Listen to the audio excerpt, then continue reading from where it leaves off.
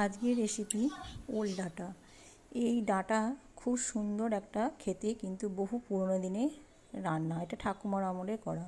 ওল ডাঁটাগুলোকে আমি ভালো করে কেটে নিচ্ছি, ছোট্ট ছোট্ট করে ছোট ছোট করে একবারে কেটে নিচ্ছি। কাটা হয়ে গেছে। এবার আমি ছোলাটাকে, যেহেতু ছোলা দিয়ে করব, সেই জন্য ছোলাটাকে আমি সেদ্ধ করে নিচ্ছি। ছোলাটা সেদ্ধ হতে একটু টাইম নেয়, তাই ছোলাটাকে আমি আগে সেদ্ধ করে নিচ্ছি ভালো করে। আর ওই জলের মধ্যেই দিয়ে দিলাম কেটে রাখা ওল ডাঁটা বা ওলা। এই রান্নাটা বহু পুরনো পরিচিতি রান্না, কিন্তু খেতে অপূর্ব। তোমরা বাড়িতে করে একবার দেখবে। এরপর দিয়ে দিচ্ছি কড়াইয়ে আমি তেল দিয়ে দিলাম শুকনো লঙ্কা, দারুণ টেস্ট হয়।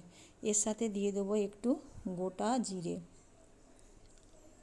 বুঝতেই পারছো, গোটা জিরে আর শুকনো লঙ্কা দিয়ে যা লাগে খেতে, সবই সুন্দর লাগে, এমনকি আলু সেদ্ধটাও ভালো লাগে। এরপর এটা আমি ফোড়নটা একটু হতে দেব, বেশ ভালো করে ফোড়নটা হবে।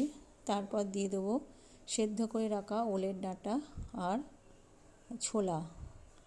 এরপর এটাকে আমি একটু নেড়ে নেব, হালকা করে নাড়ব, বেশিক্ষণ দরকার নেই। ভিডিওটি ভালো লাগলে বন্ধুরা একটা লাইক করে দিয়ে আমার পাশে থেকো, আর ভালো লাগলে একটা কমেন্ট করো। দিয়ে দিলাম হলুদ গুঁড়ো, আর বন্ধু হয়ে আমার পাশে থেকো। দিয়ে দিলাম জিরে গুঁড়ো। এরপর ভালো করে এটাকে আমি, জিরেটা গন্ধ না ছাড়া পর্যন্ত ততক্ষণ আমি ভালো করে নেড়ে নেব। ভালো করে নেড়ে নিচ্ছি আমি সুন্দর করে। দিয়ে দিলাম একটু নুন।